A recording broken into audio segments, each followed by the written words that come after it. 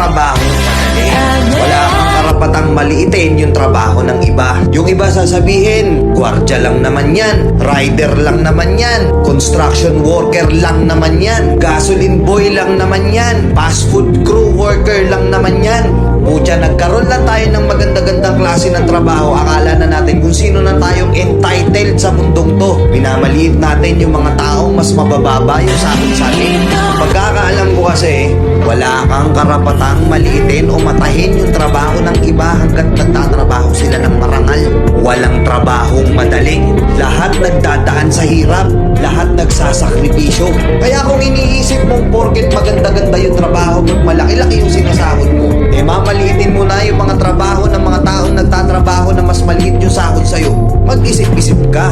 Baka bawiin sa'yo yan. Baka biglang bumaliktad yung mundo at sila naman yung umangat. Kahit anong trabaho mo, magpakumbaba ka pa rin. Bilog ang mundo, hindi palagi nasa taas ka. Kaya hanggat maaari sa lahat ng oras, magpakumbaba ka. Diba?